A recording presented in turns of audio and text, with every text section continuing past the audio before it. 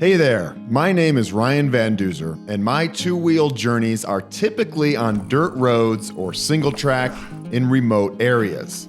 I love experiencing the peace and quiet of distant places, and I feel safer when I'm far away from speeding vehicles. But I'm making an exception for this adventure, the 444-mile Natchez Trace from Natchez, Mississippi to Nashville, Tennessee.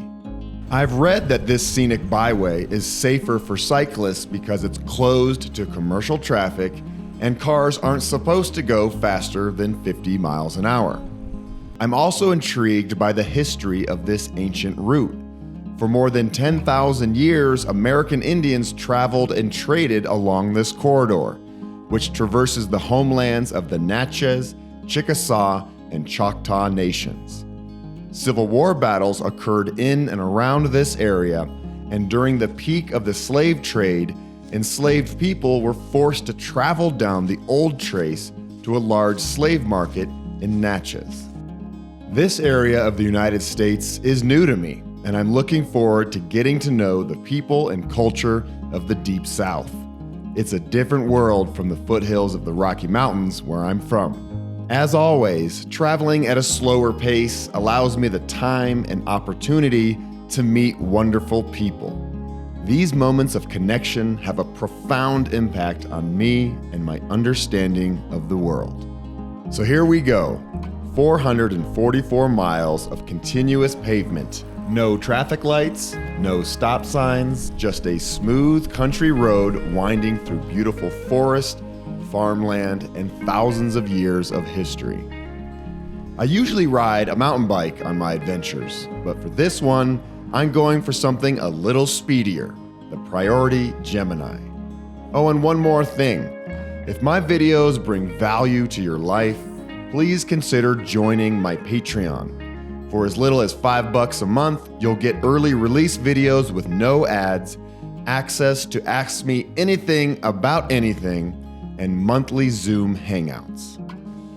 This is the first video in a short series, so stay tuned until I reach Rocky Top, Tennessee.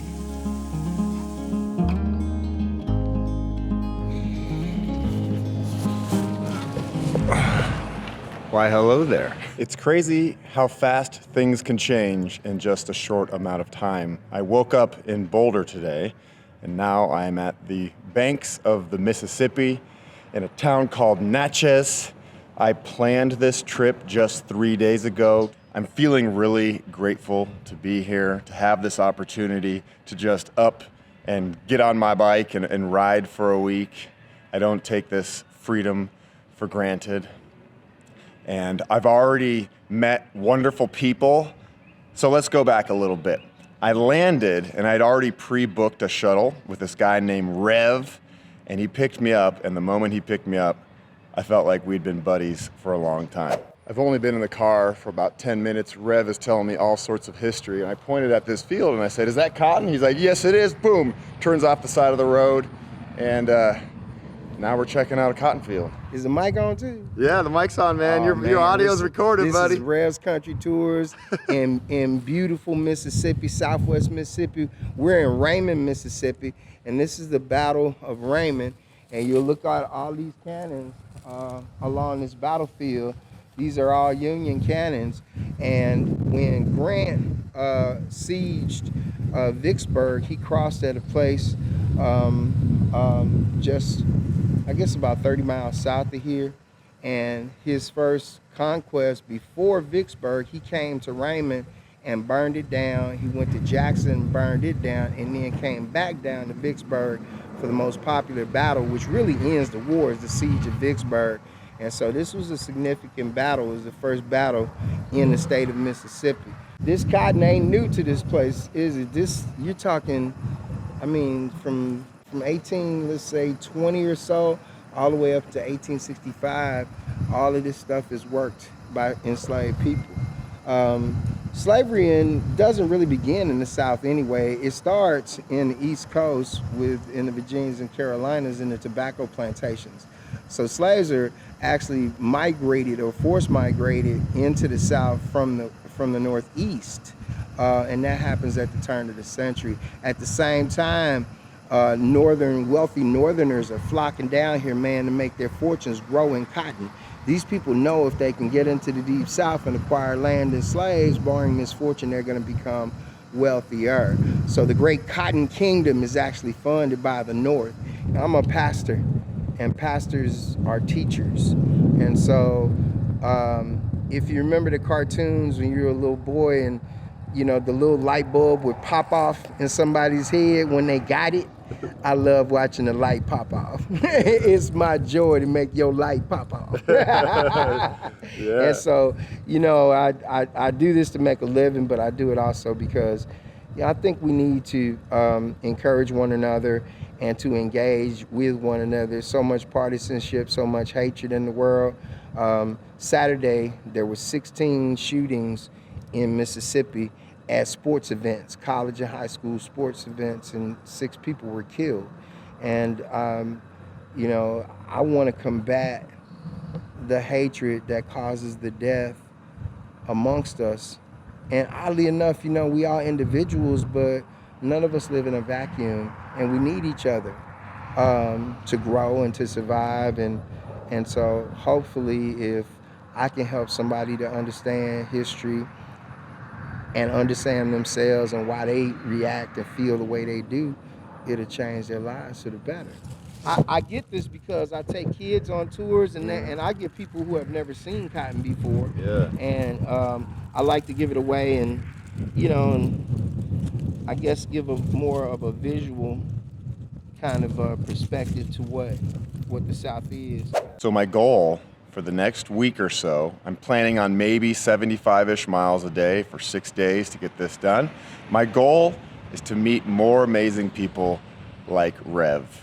My favorite part of bike touring, one of my favorite parts, is connecting with great humans. And that's definitely one of my goals. And I want to see some beautiful things and sleep under the stars and camp and just have some alone time to think about life and, all the good stuff that happens when you ride your bike all day. So I'm gonna go to my bed and breakfast now because I am tired and I'm gonna wake up tomorrow and start riding my bike. And welcome to my very cozy bed and breakfast. I don't know if I've ever stayed in a bed and breakfast. That's pretty fancy for a guy like me. Looks like I get to serve the breakfast at this bed and breakfast, yeah. Get that yummy food, buddy. And this is the downstairs. I feel like I'm in a palace. I feel like it's too nice to touch anything. I feel like I'm gonna ruin something, but they do say make yourself at home. And this is my man Cliff here getting the breakfast ready. How you doing, brother? Doing good, brother. And there's my home-cooked eggs and toast. Cliff, thank you so much for taking good care of me, my friend. You're so welcome, my brother. We're glad you stayed. Yeah, absolutely. This place is incredible. It is a beautiful place.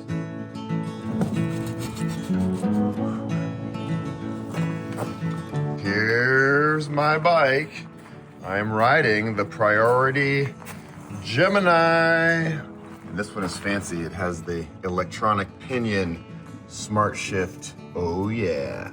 There's my B&B, the Beaumont house. So Natchez is really well known for these antebellum homes. That means pre-war. And these beautiful homes are all over the streets of this beautiful little town.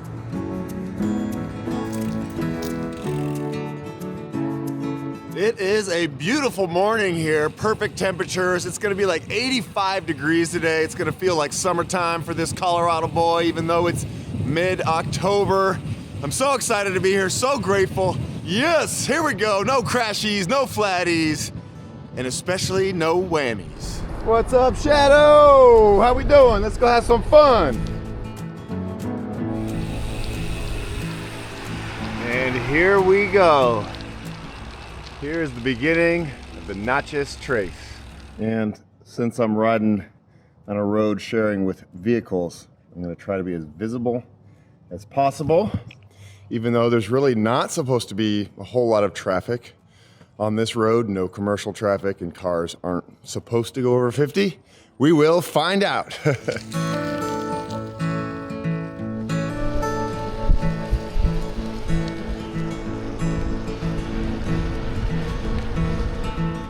Nashville 449. Let's do it.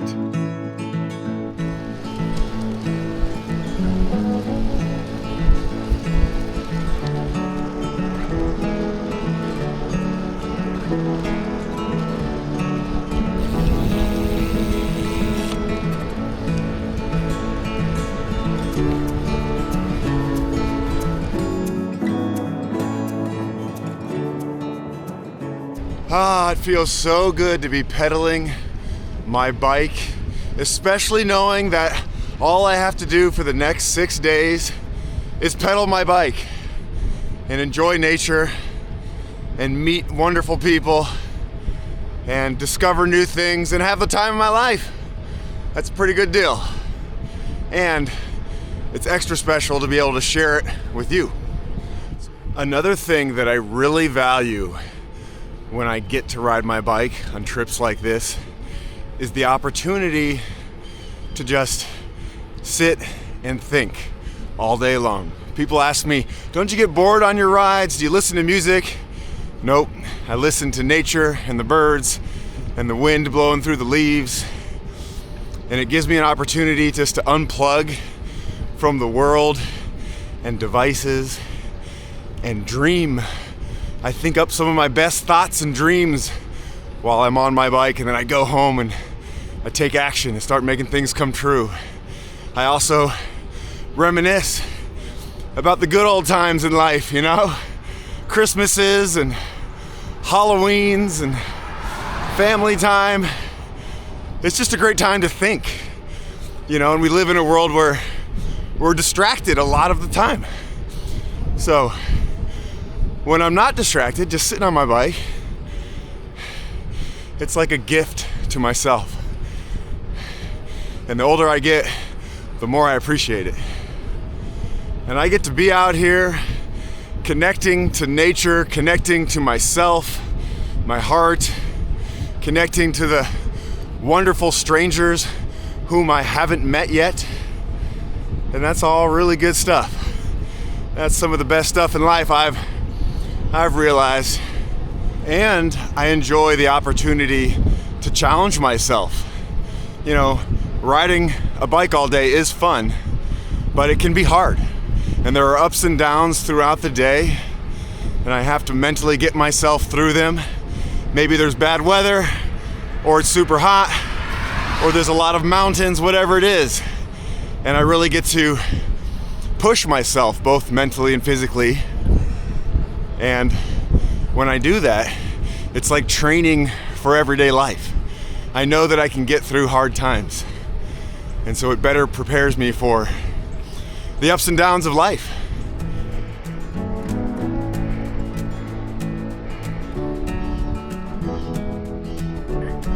Oh, here we go.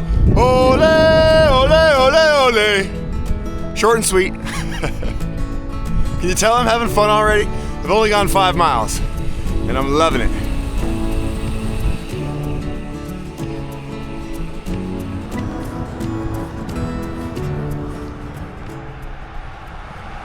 Another cool thing about the trace is that it's run by the National Park Service, which means there are historical markers and information all over the place. Across the parkway behind you is a portion of the old Natchez Trace, a wilderness road that originated from a series of trails used by the southeastern Indian tribes. The Natchez Trace was politically, economically, socially, and militarily important for the United States in its early development. Among those that traveled this road were American Indians, traders, soldiers, post riders, settlers, slaves, circuit riding preachers, outlaws, and adventurers. Hey, that's me. The old Natchez Trace serves as a reminder of those who contributed to events that shaped the broad patterns of our common history.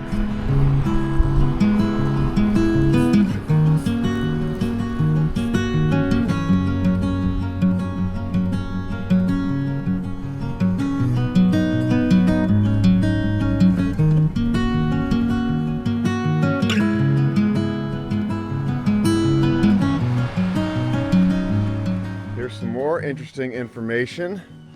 This is called Lois Bluff. This bluff shows a deep deposit of wind-blown topsoil known as loess. It was formed during the Ice Age when glaciers covered the northern half of the United States.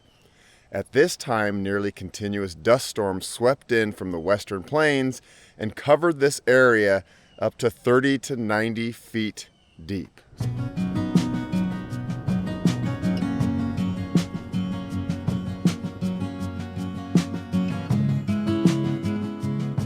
Lucky number 13.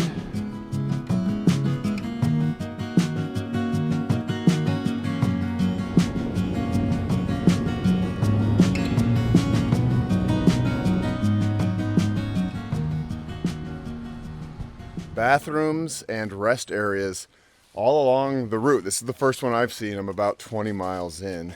There is a government shutdown right now, and I don't know how that's going to affect the trace today, but it looks like it's open. Hey, look at that. Let's see if there's water. That'd be handy. Oh yeah, nice. Well, this is cool. I'm not used to having bathrooms on my remote adventures. Usually I just go out into the woods. And it looks like there's also a stand with tools to repair your bicycle. That is so cool.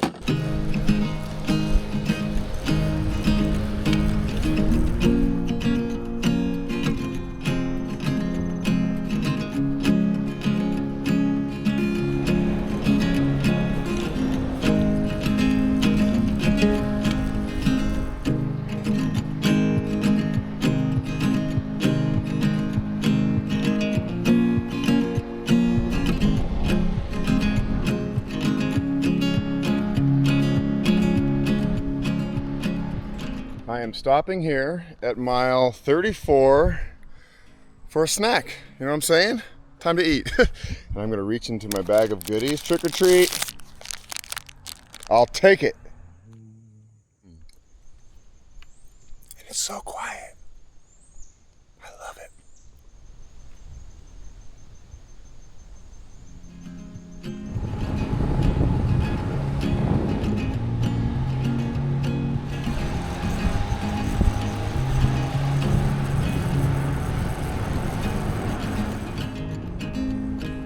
Ole, ole, ole, ole.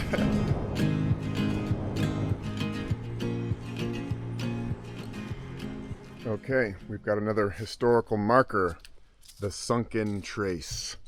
Preserved here is a portion of the deeply eroded or sunken Old Trace. Hardships of journeying on the Old Trace included heat, mosquitoes, poor food, hard beds, if any, disease, swollen rivers, and sucking swamps. Take 5 minutes to walk this sunken trail and let your imagination carry you back to the early 1800s when people walking 500 miles had to put up with these discomforts and where a broken leg or arm could spell death for the lone traveler. So dramatic. I didn't think I'd be able to actually get into the Old Trace, and it seems like this is probably exactly what it looked like back in the early 1800s. I just realized that I still have my helmet on. But hey, safety first, right? You never know. I could trip and fall. And yes, I am one of those guys who, when I ride around town in Boulder and go to the grocery store or something, I usually just keep my helmet on because it's just comfortable. I don't want to take it off. You know what I'm saying? Are you one of those people? Are you one of those helmet dorks? All right. And for my next snack, string cheese. I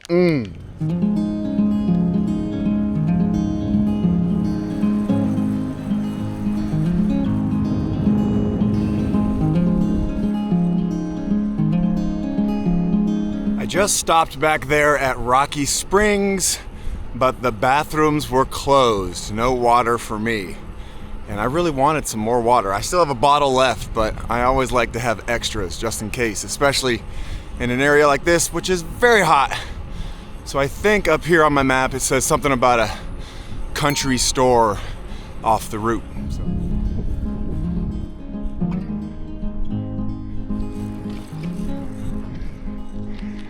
Here we go, there's my country store. That's about as country as a country store could look. Nice. So I just walked into this country store. It is air conditioned, it is cool, it is perfect. And my new friend Margaret here is making me some grilled cheese. Thank you so much. And my other buddy right here. What's your name? Randy. Randy, yeah. And this place just has a great vibe. And so there's live music every weekend? Or? Pretty much. Well, a lot of times they do it on Thursday nights, Okay. Friday nights, then Saturdays during the day he'll do one every once in a while. Yeah. And they'll get outside out there with a little tenty and they'll do one out there. Cool. But, yeah, somebody's pretty much out here almost every day picking or doing something. How many people live in this little community? Couple hundred. Couple Yeah, hundred? something like that. Yeah. How long has this store been here? The original store was said to have been built in 1851. How long have you been part of it? I've been here 4 years. 4 years? Cool. I love the people. Yeah? Yeah. What are the people, I mean, the people I've met in this area are all super friendly. I mean, Southern hospitality really is the thing. Honest to God, Mississippi is not what it seems. Yeah. Mississippi's much better than they say we are. Okay. In what way? What does that mean? We are not as racist as the rest of the country say we are. Blacks and whites in our area get along perfectly. I love it. We're a rich, cultured community, and we all get along. We all love each other. Everybody out here I helps mean, each other. I love that. You know, everybody out here. Yeah. You no matter who you are, one phone call and somebody's on their way to help you out. Yeah. I mean, that's what we do out here. And why do you think Southern hospitality is such a big part of your culture? I'm not sure, but to me, it's my belief in the Lord and the way I was raised with Jesus. And most of us around here were. So you treat people with respect and With respect, the same way I want everybody to treat me. That's right. So, Yeah. Look at those grilled cheese coming off the grill, looking good. Oh, yes, homemade. I love it. Well, thank you both so much. I'm really grateful that I stopped here to say hi to you guys. very well. There it is, the Crossroads Country Store, right at about mile 59 of the Natchez Trace. If you want good food and amazing people in hospitality, this is the spot. I am so glad that I decided to give it a shot. Because sometimes, you know, you see something on the map and you ride out of your way to go there and then it's closed or something, you know? So, but right when I walked in the door, they were just so incredibly warm and friendly and let me film. You know, not everybody's comfortable with that, but they were like, yep, go right ahead. This is the kind of place where I would love to hang out, like at nighttime when everybody's on the porch, drinking beers, having fun, sharing stories. All right, we are back on the trace, heading north. 41 miles from Jackson. That's where I flew in yesterday.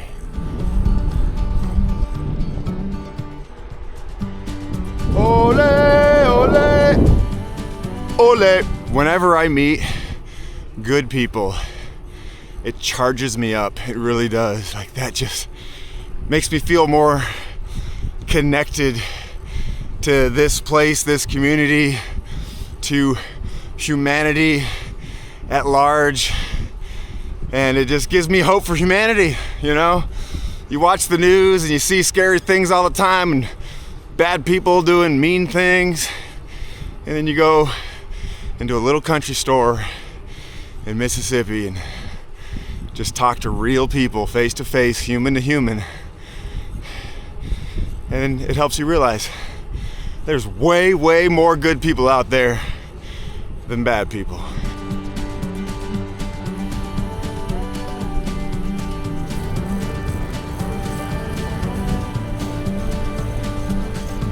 Ole, ole, ole!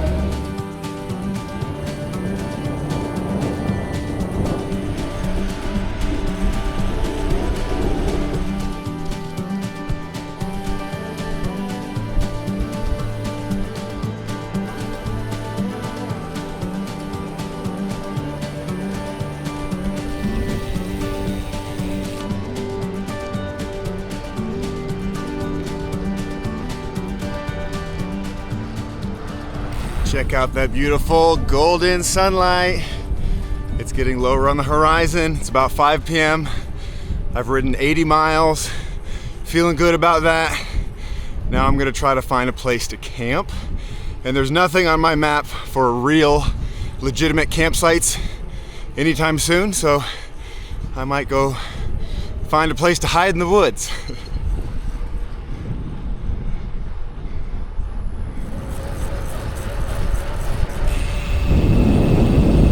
Okay, I've been looking left and right for a clearing, and this looks pretty good. Looks pretty promising in here. You know, go hide myself. Not that I really need to hide. I don't think anybody would really care, but you know, there's a nice peace of mind knowing that I'm safe and tucked in the forest. Let's see here. There might be a flat spot with some grass on it, make it a little softer. Yeah, I think I'm done for the day. What an amazing day. Let's get set up.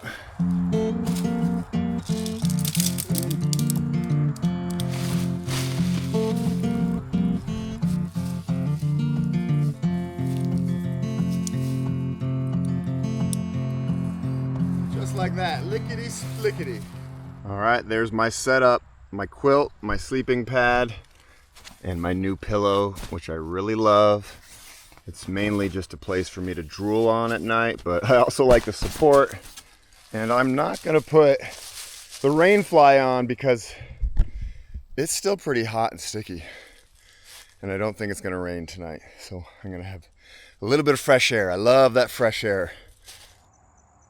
I'm pretty happy with this spot. I didn't know what I would find because some of the road is like really dense forest and it would be hard to find flat ground. But then I found this spot, which is awesome. Obviously, there's still some traffic driving by. There's way more traffic here than I'd seen all day long. And I think it's because I'm close to Jackson. It's also evening, so I'm guessing there's some commuters on the road. So I might have to deal with some, you know, traffic noise. There goes a truck. But that's okay, you know. What an amazing day. You know, I didn't quite know what I was getting myself into. You know, I'd heard about the Natchez Trace for many years, and it's kind of a legend in the bike touring world. And, you know, day one definitely lived up to it. And I'd have to say the highlight of my day, and you probably already know it, was meeting those wonderful people at the country store. That just made my heart feel good, you know, when you connect with good humans. So it's like 5:45 p.m. I'm not quite sure what to do with myself. Maybe I'll just lay in my tent and look at the trees right here. Yeah, look at those trees. And just reminisce about a good day. I don't bring books on my rides. I don't really listen to music. Sometimes I do at nighttime. Sometimes I listen to podcasts, but I really take these trips as a time to completely just disconnect, except for this camera that I'm holding right now. Ooh, you hear that? Of course you do. The cars have all calmed down, and now it's just the bugs singing their night song. And I love it. It's gonna be fun to sleep to this.